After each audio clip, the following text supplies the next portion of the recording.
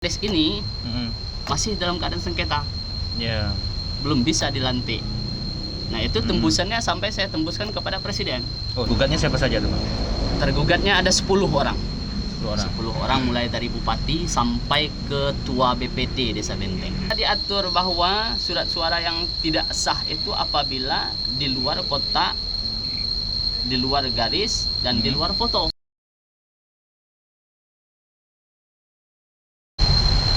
Baik, assalamualaikum warahmatullahi wabarakatuh. Sobat Inspiring Channel, hari ini kita akan bincang-bincang dengan salah satu advokat atau pengacara yang sedang hits di Kabupaten Merangin di program ataupun konten Sudut Pandang. Bang Abu Jailani, Bang. Ya. Bang Abu Jailani SSY, mungkin bisa diceritakan dulu, Bang, kepada mungkin sobat-sobat Inspiring Channel. SSY ini berarti sarjana syariah. Ya. Berarti hukum syariah atau hukum umum nih, Bang? Sarjana hukum Islam. Hukum Islam. Jadi pada dasarnya bahwa dalam undang-undang advokat itu kan diatur yang bisa menjadi advokat itu orang yang lulusan sarjana hukum, sarjana hukum Islam, sarjana kepolisian atau sarjana militer. Jadi dalam undang-undang advokat bahwa yang berdasarkan lulusan hukum bisa menjadi advokat. Oh, begitu. Ya. Kalau kita bicara masa mudanya Abang nih, Bang, barangkali dari pendidikan dulu. Mungkin jenjang pendidikan yang sudah Abang lalui itu di mana dan jenjang apa saja, Bang? Oh, jadi saya ini kalau basically saya itu basic pesantren. Basic orang pesantren. Saya kalau sekolah dasar saya di Sarolangun, di Ladang Panjang. Di kampung saya Ladang Panjang, Sarolangun. Ladang Panjang.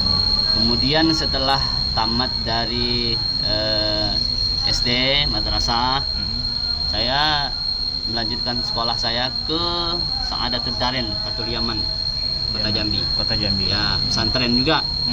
Di sana 3 tahun. 3 tahun. Nah, kemudian saya setelah 3 tahun di sana tamat MTS, saya pindah ke Mustofawiyah Purba Baru, Sumatera Utara, Medan.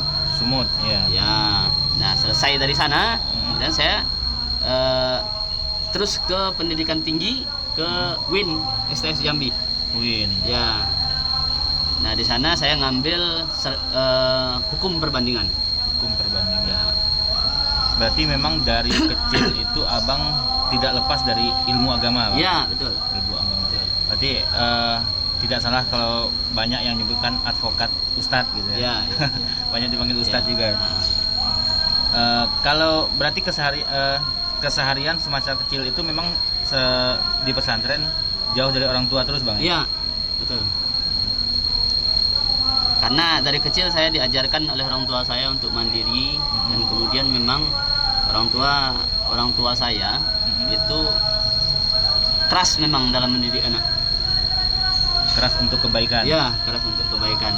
Sehingga saya diajarkan dari kecil, dari mulai tamat SD sampai sekarang memang saya terbiasa mandiri. Siap. Ya. Belakangan kan ini Abang lagi ramai di perbincangan karena memberikan somasi atas nama klien Abang, ya, Bang. Ya.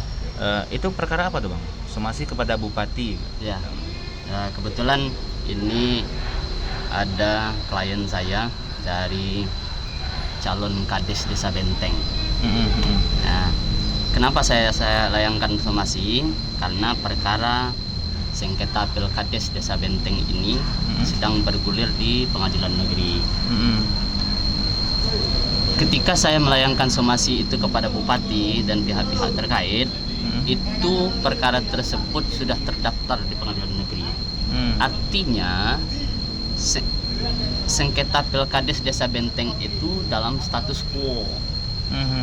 Belum ada hukum final yang memutuskannya. Kan belum ada.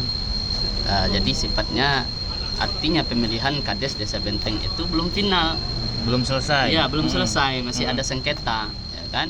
Maka setelah saya masukkan gugatan tersebut ke pengadilan negeri, maka saya layangkan somasi, saya beritahu kepada bupati dan pihak-pihak terkait bahwa Pilkades ini masih dalam keadaan sengketa, belum bisa dilantik.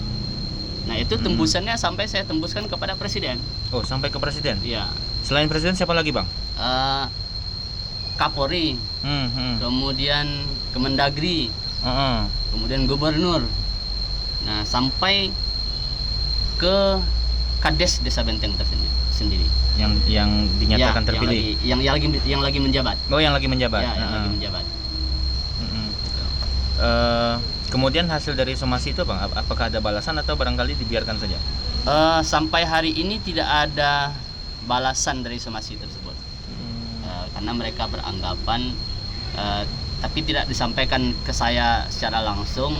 Ada beberapa saya baca di media bahwa dia beralasan, pihak pemerintah daerah beralasan melantik Kades tersebut karena tidak menghalangi administrasi. Itu alasannya. Oh, itu alasannya. Ya. Kemudian perkara di pengadilan itu apa ini, Bang? Materi gugatan yang Abang ini ke pengadilan? Kebetulan gugatan yang saya masukkan ke pengadilan negeri itu perbuatan melawan hukumnya. Perbuatan melawan hukum. Ya. Tergugatnya siapa saja tuh, Bang? Tergugatnya ada 10 orang. 10 orang mulai dari bupati sampai ketua BPT Desa Benteng. Ketua BPD. Jadi dari yang tertinggi sampai yang terendah itu sampai yang terendah tergugat semua, Bang? Iya, ada 10 orang tergugat. 10 orang tergugat. Jadi sampai sekarang itu perjalanan dari gugatan itu sudah sampai mana nih, Bang? Sekarang proses di pengadilan negeri sudah masuk tahapan jawaban dari para tergugat. Jawaban dari pertama. Ya. Kalau dalam analisa Abang nanti ini berapa lama lagi dan ujungnya ini seperti apa nanti, Bang? Kalau memang barang ini berdasarkan hukum, hakim yang memutuskan memang berdasarkan hukum dan berdasarkan keadilan, saya cenderung bahwa klien saya di posisi yang benar. Karena itu saya punya keyakinan untuk menggugat para tergugat tersebut. Kalau ini kita balik lagi ke belakang nih, Bang. Ya. Kalau bisa diceritakan itu kronologis sehingga Abang sebagai kuasa hukum menggugat para tergugat ini seperti apa nih, Bang? Nah, jadi kronologisnya begini. Ketika pemilihan Kades Desa Benteng,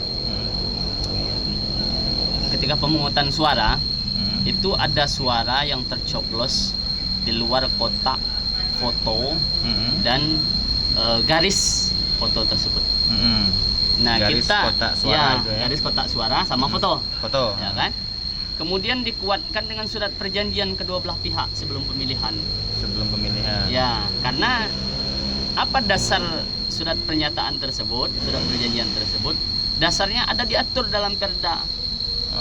Dalam Perda diatur bahwa surat suara yang tidak sah itu apabila di luar kotak, di luar garis, dan di luar foto, maka itu dianggap tidak sah. Maka ketika pemungutan suara, saksi dari klien kami ketika itu dia tidak setuju kalau itu disahkan oleh panitia. Maka di saat itu oleh saksi-saksi sama klien kami Wan Najmi dari Kades calon Kades 01 menggugat barang ini, melaporkan, menyampaikan surat penolakan hasil pemilihan pemungutan suara oleh panitia ke tingkat kecamatan Sungai Manau. Maka ketika sengketa di kecamatan Sungai Manau oleh pemerintah kecamatan di saat itu membatalkan surat suara yang di luar foto dan garis. Artinya surat suara yang disahkan oleh panitia di kecamatan dibatalkan. Nah, maka di saat itu diputuskan oleh kecamatan bahwa yang memenangkan hasil pemilihan Pilkades Desa Benteng ini maka dimenangkan oleh pihak 01. Pihak 01 yaitu klien Abang. Ya. Dimenangkan oleh 01 yaitu Wan Najmi, klien kami. Ya kan? Nah, dengan berita acara dikeluarkan berita acara oleh tingkat kecamatan. Kecamatan. Nah, di kemudian hari pihak 02, calon Kades 02 pun tidak setuju dengan keputusan pemerintah kecamatan, maka digugatlah ke tingkat kabupaten. Gantian mereka menggugat. Ya, pihak 02 melaporkan ke tingkat kabupaten. Ya. Maka di saat dilaporkan ke tingkat kabupaten, terjadilah sidang tingkat kabupaten. Sidang tingkat kabupaten.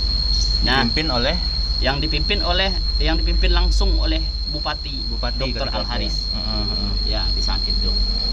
Nah, terjadi di saat itu tidak ada lagi persoalan baru yang mereka uraikan di sidang tersebut. Bapak Bupati langsung minta pendapat ketua panitia. Beliau tanya langsung kepada ketua panitia, Pak Ketua Panitia, ini surat suara yang begini sah atau tidak? Langsung dijawab oleh ketua panitia, itu dianggap sah.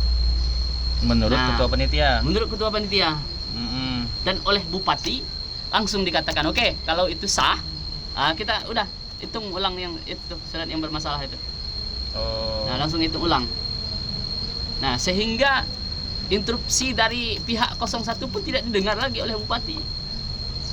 Gitu. Nah, oleh karena perbuatan itu, perbuatan melawan hukum yang dilakukan oleh Bupati dan pihak-pihak terkait itu, nah, maka kami anggap itu perbuatan melawan hukum dan kami gugat ke pengadilan.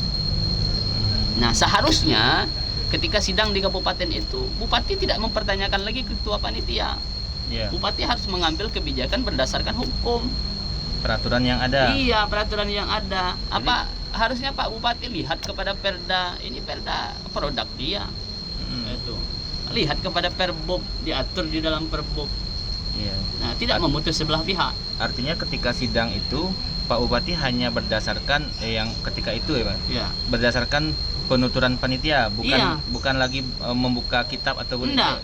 Begitu ya? Dia langsung memutuskan, dia tanya sama ketua panitia. Ketua panitia gimana? Ini surat suara yang begini yang tembus ke dari kotak dan fotonya. Oh, kita anggap sah, Pak. Nah, maka di saat itu Bupati pun langsung memutuskan juga, dia tidak mempertanyakan lagi kepada 01, tidak mempertanyakan lagi kepada 02, langsung bertanya kepada ketua panitia, langsung memutuskan. Nah, dan kami anggap perbuatan itu adalah perbuatan melawan hukum. Jadi sampai saat ini dari pihak abang sudah diminta keterangan di pengadilan, Bang? Sampai saat ini belum, karena kita di dalam hukum acara diatur ketika gugatan itu masuk, dibuka sidang, kita diminta untuk mediasi, dan mediasinya tidak terlaksana karena pihak tergugat tidak sanggup untuk mengabulkan apa yang kami minta dalam gugatan. Maka gugatan perkara tersebut terus berlanjut, dan sekarang masih tahapan jawaban dari tergugat. Nah, gugatan ini sendiri, Bang, apakah meminta penganuliran keputusan atau barangkali ada lagi semacam ganti rugi materialnya? Jadi perbuatan melawan hukum ini, gugatan perbuatan melawan hukum ini dinamakan jika ada pihak yang dirugikan oleh perbuatan seseorang, maka itu disebut perbuatan melawan hukum. Nah, yang dirugikan itu apa? Apakah material atau imaterial? Nah, bisa saja material ataupun imaterial. Nah, maka kami tuangkan di dalam gugatan. Nah, kemudian untuk membuktikan itu, bahwa ketika nanti kalau memang terbukti yang dilakukan oleh Bupati dan rekan-rekan ataupun pihak terkait yang lain, ya kan, terbukti bahwa itu cacat hukum, maka berita acara yang dikeluarkan oleh pihak kabupaten yang terdahulu batal dengan sendiri. Iya. Berarti itu total gugatan materialnya kira-kira berapa, Pak? Gugatan material imaterial totalnya 500 juta. Kemudian kan tadi disebutkan bahwa ini kan tujuan pihak abang memberikan somasi itu agar pelantikan tidak dilanjutkan. Ya. Hari ini sudah dilantik atau belum, Bang? Hari ini Bupati Kades tersebut telah dilantik oleh Bupati dengan alasan bahwa gugatan kami tidak menghalangi administrasi. Oh, begitu.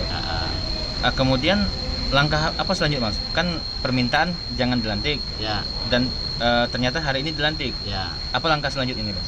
Nah, langkah selanjutnya ini karena SK bupatinya telah terbit untuk kades yang telah terpilih itu, yang dianggap sudah terpilih, ya kan, dan beliau sudah juga sudah dilantik. Maka nanti kami akan tindak lanjuti untuk gugat ke Pengadilan Tata Usaha Negara. Pengadilan Tata Usaha Negara. Ya. Sudah atau akan nih, Bang? Akan. Berarti materinya adalah SK tersebut ya, keputusan bupati untuk Ya. meng-SK-kan dan melantik. Ya. Ya.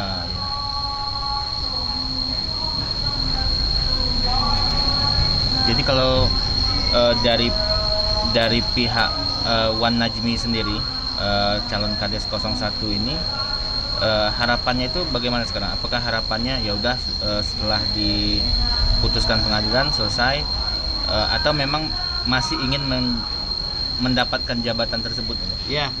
Jadi sampai saat ini artinya ketika kami masukkan gugatan dan melakukan upaya hukum, kami memperjuangkan hak hukum klien kami. Begitupun dengan klien kami sendiri. Artinya upaya hukum ini terus kami lanjutkan sampai final, apapun hasilnya. Kalau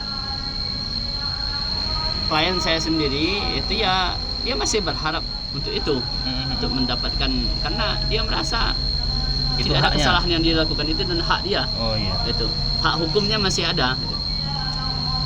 Ada tidak, Bang, barangkali contoh kasus yang hampir mirip dengan klien Abang ini, namun ternyata perlakuannya berbeda? Ya. Nah, jadi jadi jawaban dari somasi saya yang dikonfirmasi oleh media kepada pihak pemerintah kabupaten Ya. bahwa gugatan tersebut tidak menghalangi administrasi, Ya. maka dilantik itu, Mm-mm. ya kan? Kemudian kalau itu alasannya, ada satu perkara yang lain yang masih status quo, Mm-mm. yang masih sengketa, Mm-mm. yang belum ada keputusan final yang menyatakan kades tersebut salah. Mm-mm. Gitu. Itu tidak dilantik sampai sekarang. Tidak dilantik. Iya, Berarti secara ininya ada perlakuan berbeda. iya, ada perlakuan yang tidak sama yang dilakukan oleh bupati. Ini ada apa gitu? Betul. Itu yang perlu kami pertanyakan. Namun hak hukum kami, hak hukum klien kami terus kami perjuangkan apapun hasilnya. Kita coba beralih ke kasus lain, Bang. Kalau kita lihat di perjalanan kades-kades, kita beberapa bulan terakhir sering sekali mendengar kades-kades di Kota Merang ini mendapat masalah hukum. Ada yang barangkali isu perselingkuhan, kemudian ada isu pengambilan hak masyarakat. Itu sepertinya apa sih yang salah dengan jabatan kades ini, Bang? Sebetulnya tidak ada yang salah Mm-mm. dengan jabatan kades itu, tidak ada yang salah. Itu kan semuanya amanah. Mm-mm. Kan tergantung orang yang diberikan amanah. Iya. Nah, kadang-kadang manusia ini kan tidak sadar itu, ya kan? Di saat dia butuh dengan orang itu, sebelum dia mencalon kades dia siap segala-galanya, gitu kan? Nah, ketika sudah menjadi kades, ya kan? Dia lupa segala-galanya. Lupa semuanya. Sebenarnya bukan jabatannya yang salah. Iya. Hanya pribadi orangnya yang salah. Pribadinya, Bang. Iya. Jadi menyalahgunakan wewenang. Iya, menyalahgunakan wewenang. Dan barangkali bisa jadi lupa diri, Bang, Iya, sehingga betul. melakukan hal-hal yang tidak sepatutnya. Iya. Baik, sobat Inspiring Channel, segitu pembicaraan kita dengan advokat Abu Jailani atau pengacara Abu Jailani. Kita jumpa di sesi selanjutnya. Ikuti terus channel Doni Febri.